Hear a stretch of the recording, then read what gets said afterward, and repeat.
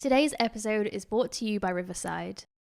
We've been using Riverside to record all of our conversations with our creator guests remotely. Remote recordings can be really stressful if you or your guests don't have the best internet connection, but Riverside is able to keep high quality video and audio no matter what your Wi-Fi is like, thanks to its local recordings. This has made the whole process stress-free and more fun. If you want a high quality recording studio at your fingertips, visit the link in the show notes and use the code Passionfroot 2022 to get 15% off any Riverside membership plan. And now let's get back on air with our creators. What is the business model? What is ultimately the thing that you are trying to sell? Because ultimately a business makes money by selling something.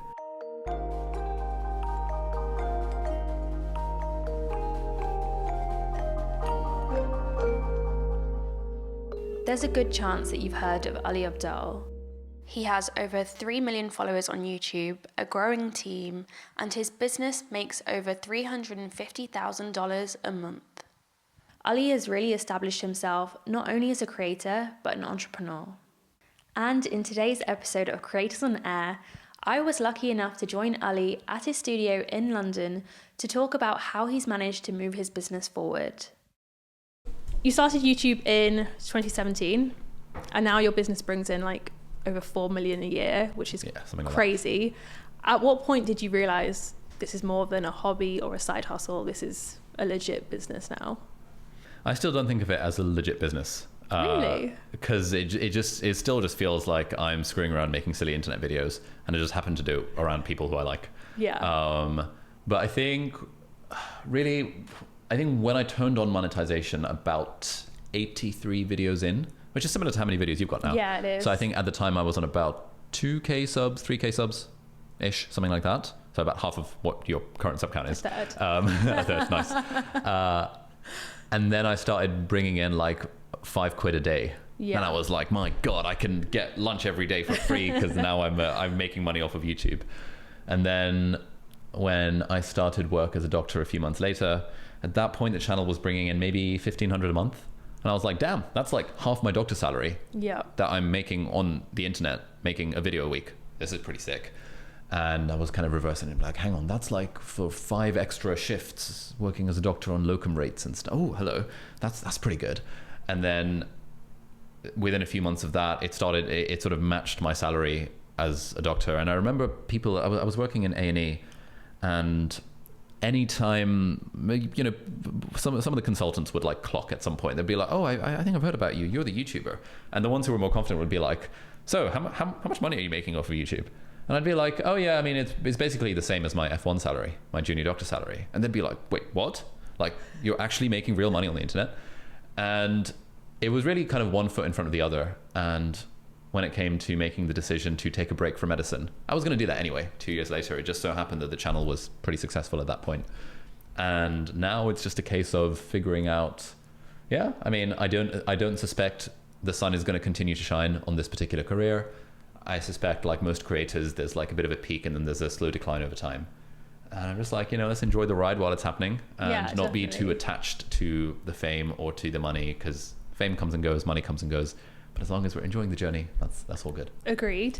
But you still have grown a lot. When you compare your business to other creators who have a different, similar audience size, yours seems more like a legit business in that you've hired quite a lot of people. You have like the office space. It seems like a really legit company. What do you feel like has contributed most to that? Is it like having systems in place, hiring people? What's moved you more from being a creator to an entrepreneur? Yeah, that's a good question. I think 3 things. I think money, I think team, and I think systems. So let's start with money. It's a very nice place to be an educational creator, because in an educational creator, you can sell courses. So there are other creators with 3 million subscribers who make a lot less money than we do as a business, because they can't sell courses because their audience is more interested in entertainment, for example. And it's really hard to monetize that other than through brand deals.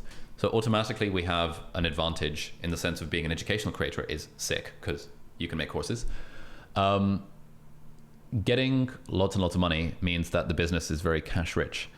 And that means that it becomes a lot easier to then hire people, because the decision to pay 40K, 50K, 60K to hire someone full time is not a decision that requires much thinking about. It probably should. I've realized that over time that actually purely making that decision based on money is not the best thing, but that's a lesson that you learn, as you progress through the world of business. And that meant that like at every stage of the journey, it was like, I want to do more stuff. I don't want to do this stuff myself. Cool. Let's find someone, either a freelancer or a contractor or a employee, to do the thing. And again, just through one foot in front of the other, and realizing every few months that, there's actually more things we want to do. We don't have the capacity to do them with the team we currently have. Let's hire more people. There's a point where that becomes too much. And I think we've probably reached that point. So now I'm sort of trying to keep the team a bit more lean and a bit more sustainable, especially with the recession coming up. We don't know whether the sun is going to continue to shine on this sort of creator business. But I think kind of having extra revenue through courses, which then allowed the hiring of people, which then sort of creates this flywheel of, in theory, hiring more people lets you create more stuff, which then helps you create more courses, which then makes more money, and you sort of end up in this nice flywheel. But then systems on top of that were particularly helpful when it was just me and an editor, because then the systems helped me create the content on the side while I was still working. Yeah. But now it's like the systems help the team broadly stay aligned. It's a thing that we're still struggling with. I think every business struggles with having appropriate systems of appropriate scale for the team size that you have. Yeah. I think in the past we've tried to become over systemized, and now we're sort of clawing it back a bit. It's a learning process, but it's all been pretty fun. And let's talk about the team, because you've got 13 team members. How did you know when to start hiring, what roles to hire for, what you actually needed in the business, and like what job titles to give everyone?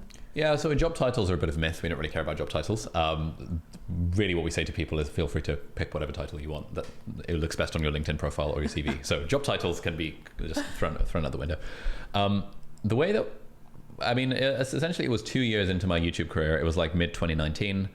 I had like a friend / mentor who, was talking about the business finances, and he was like, why haven't you outsourced your editing yet? And I was like, because no one can edit like I can. And like, I tried hiring someone in the Philippines a year ago and it didn't work out. He was like, you've got to outsource your editing. And so that push made me outsource my editing. And then I realized, oh my freaking God, I have so much spare time on my hands now that I've outsourced my editing. Then as the business continued to grow, this same person said, okay, you're now making 30K a year. Why don't you hire a full-time employee? And I was like, I'm only making 30K a year. And he was like, trust me, if you hire a full-time employee and pay them 30K a year, and i.e. the business makes zero money overall, you will find ways to then use them, and you will basically he was like, I guarantee that you'll find ways of making more money when your time is more freed up. So that was how Christian first came on as a full-time employee. And then at every stage along the way, as the business has made more and more money, employee number 2, Angus, dropped me a cold email and said, hey, do you need a writer? At the time I was thinking, I could do with a writer. So he started 1 day a week, then 2 days a week, then 4 days a week, and now he works about 8 days a week. Elizabeth, number 3, kind of randomly slid into my DMs being when I said I need an assistant, and she was like, I'll be your part-time assistant. So she was working 1 day a week, and then that just sort of flexed up and then down depending on whether we have a YouTuber Academy cohort running. And so really it's like at each step along the journey, it's about thinking what do we want to do 6 months from now, and what is the team that we need to get there? Great, let's hire some people. Yeah. And then in terms of your business, what revenue stream has really made your business really go forward? Yeah, I think so initially in the early days, it was AdSense, where that was kind of making the sort of 1,500 to several thousand a month-ish. The next major stream was Skillshare. I started making classes on Skillshare at the end of 2019. Immediately that started making 5K a month. Then within a few months was making like 30K a month, and suddenly like eclipsed AdSense by a mile. And now like 90% of our revenue was coming from Skillshare, like actually just teaching classes on Skillshare. And I thought, okay, this is bad. We should make our own courses. And then at the end of 2020, we released our part-time YouTuber Academy, which was supposed to be just a sort of $200 self-paced online course, and ended up being like a much more expensive live cohort. And then that really skyrocketed our revenue. So now 50%-ish of the business revenue comes from the YouTuber Academy, 30%-ish from Skillshare, and the other 20% from AdSense and brand deals. And we're trying to launch more courses and diversify a little bit more. Maybe we'll do something on Patreon. I don't know. It's all just stuff that we're pencil sketching at the moment. And is there anything that you've invested like time, money, or resources in that hasn't actually moved the needle forward as much as you expected? Yeah. Loads. Like Loads. what? A lot of it was like team related stuff, actually. I think the assumption that we made this time last year was hiring more people equals more output. But what we actually found was hiring more people equals less output, which was a bit surprising. Like, hang on, why is this happening? But then this is a thing that in the world of business where you think that hiring people for a job will make the job get done better or faster. Yeah. But actually what it causes is managerial and communication overhead. And unless you have skilled managers and solid systems, you can't actually, you get in a sort of too many cooks situation where, we were finding that when we had 4 people working full time and just trying to make the YouTube channel grow, we were producing like way less videos than when it's just me riffing off of bullet points. So it's been things like that. We tried a few projects. We had this whole membership thing for our YouTuber Academy, the Inner Circle, which we ran for 6 months, and then we refunded everyone every penny they paid for it, because they just like, we can't really add value consistently, and it didn't feel right. We spent about 6 months preparing a brand new YouTube channel. We were going to launch the Part-Time Creator Academy, which was going to teach people how to be creators, like masterclass for creators, but on YouTube for free. And realized actually it's a lot of work. It's a lot of work running one YouTube channel, let alone 2. And we thought, what if we just scrap this project? So there's a lot of stuff that we've done. We've put time and effort and money into the thing, and then decided, it's actually not worth continuing it. Yeah. We tried it as an experiment, decided that we don't want to do it. And this is a thing that they say in a lot of business books, that actually you want to focus down on the things you're doing well and just do those better, like do less better. Yeah. But it's easy to think, we could easily hire someone to do that thing, and then another thing, and it's easy to get essentially project overloaded in a business. Yeah. And even though, at one point we had a team, I think of like 18 or 19 people, like full-time employees, and now we've sort of dropped it down and we have more contractors and stuff. Even at that point, it still felt like we didn't have enough people. And that just means we were taking on too much stuff. Wow. So we've, pared it down a little bit now. So how often do you and your team sit down together, take a step back, and assess, okay, where is this going? Do we need to add a new revenue stream? Do we need to be on more platforms? How often are you doing that? Yeah, so we have, there's this book called Traction, which basically teaches you how to run a business, and we follow that methodology that they teach in that. So essentially the leadership team, which is 5 of us, get together every week for an hour and a half. And then every quarter or every 6 weeks, we have a longer sort of planning-y type thing. But like I'm always thinking, well, what's happening? So like my job in the business is basically to talk to a camera and to think about the future. And everyone else's job is a bit more sort of micro time horizon, whereas my job is really to think in terms of the macro, like what are we going to be doing 5 years from now? Yeah. Even though planning 5 years out is a bit of a myth, but. Do you feel like you always have to be growing though? Or will you ever get to this point where, I'm happy with the YouTube channel, I'm happy with PTYA, maybe I don't need to add anything, or is the goal always to be growing? Yeah, that's a really good question. I don't know. I think there's always a level of entropy, there's always a level of decay. So even if I'm happy with the YouTube channel at its current level, it's like actually at its current level means it's in decline because there's always going to be subscriber churn. I'm happy with the YouTuber Academy. Unless we do stuff, we're not going to maintain our like revenue numbers or our student numbers, because the default is like to decline over time. And so in a way we have to even stay at the same revenue and at the same margins, we have to put in more effort over time. And this is like a classic thing in business when it comes to marketing, in that it's really easy to acquire your first however number of customers, but then over time, as you exhaust the warm audience, like it was so easy for us to sell out our first cohort of the YouTuber Academy because there were so many people lining up to buy.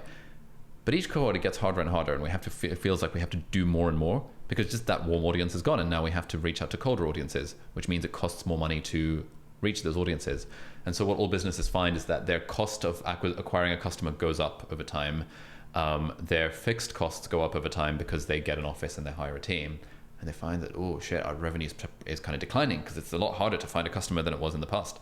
And so to combat that, in a way, you kind of do have to keep on growing. But to be honest, I'm at the point where if we sustained whatever our current level of our current revenues and margins are, I'd be happy. I don't need any more money in my life. Yeah. But it just feels like more growth just future-proof the business. Yeah. And so that's kind of why I care about growth. So where do you see the company going now? Like, what's the future plans? Or don't know, really. Not allowed to tell us I think that yet? Kind of do more of the same stuff. Yeah. I think really for me, the point of the business is threefold. To make money, to have fun, and to help people. Yeah. And as long as we're doing those 3 things, then I'm fairly chill and I don't really need to overthink it. Yeah. And so conveniently, our business model means that by helping people and having fun, we make money by default. Yeah. And so that leads me to think, what do I want to be doing to help people? Like, if I won the lottery, what would I be spending my time doing? And the answer is I would be continuing making YouTube videos and doing the podcast and stuff. I probably wouldn't bother with courses. I'd just chuck them for free on YouTube, because at that point I don't need to charge anything for to anyone. But it would broadly be the same stuff. And so given that that's, I guess, my infinite game, it makes sense to just find a way to continue sustaining that kind of lifestyle where I can spend my time, instead of, working in the National Health Service, I can spend my time just like making silly internet videos and learning stuff and teaching stuff. Yeah, and that's I my love jam.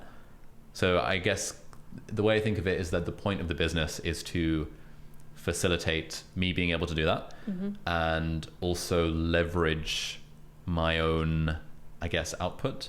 So for example, if I make a video about a thing or about a concept or an idea, then I don't want to also be the one to write it up as a blog post.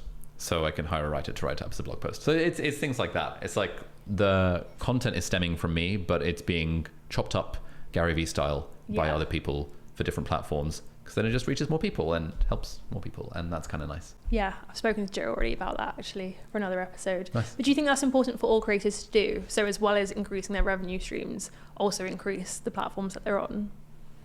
Does it actually help the business? Hard to say. Like, in a dream world, yeah, I guess it kind of depends on the business model as well. Like, there are people with millions of followers on TikTok who are making no money because it's hard to monetize a TikTok following. But then there are people with millions of followers on TikTok who get ridiculous 7-figure book deals and then write a book and hit the bestseller list because they've got an audience on TikTok. Yeah. So a lot of it depends on what is the business model, what is ultimately the thing that you are trying to sell. Because ultimately a business makes money by selling something. And I think the mistake most creators make, or some creators make, is that they don't think about selling their own stuff. They only sell brand deals and affiliates, or probably not in affiliates, just brand deals and AdSense. And if your business is reliant on brand deals and AdSense, that feels like not a very sustainable place to be. Whereas if you can sell a thing and you have a product that people want, I interviewed Grace Beverly the other day, who sold, I think she said, sort of 300,000 copies of a £30 PDF. Wow. She made like freaking £10 million by selling a 35 quid PDF. It's just absolutely absurd, because she had a product that her audience valued and was willing to pay for. Now, for Grace Beverly in that situation to be on all the platforms makes sense, because she can funnel those audiences to buy the product. But if there's no product to sell, then growing for the sake of growth, it's still potentially valuable, because fame is kind of good because it gives you more optionality in the future. But I think really the way a creator becomes an entrepreneur is by finding that funnel which lands on something that gives them money, whether it's a Patreon, whether it's subscription, digital products, physical products, whatever that thing might be. And then in that sense, growing on all the platforms makes sense, because you're funneling an audience. Yeah. But growing on all the platforms without doing that is a bit more of a gray area. Yeah, it's less intentional. Yeah. So do you have any advice for creators on how to figure out what they should be funneling to? Like for you, educational, content, it makes sense to do courses. Somebody who's not really got that clear niche, do you have any advice on how they figure out what their business should be about? Yeah, it's hard. I think the easiest way to do it is to think about who are the people you are currently serving, because you are serving people with your content in some capacity. What are the problems that they have? And what are the problems that they would pay to have solved? This is why I don't really like targeting students, because students don't have money and don't want to pay for stuff. I also don't really like targeting like junior doctors, for example, who famously don't have money and don't want to pay for stuff. But targeting business owners is amazing. If you target business owners and you can solve a problem that they have, they're likely to be willing to pay for it, and so they're likely to pay for your thing. You can do a Grace Beverly, and she's not selling to businesses, she's selling to individuals, and she knows that their problem is that they wanted, or back in the day, they wanted workout plans because they kept asking her for it.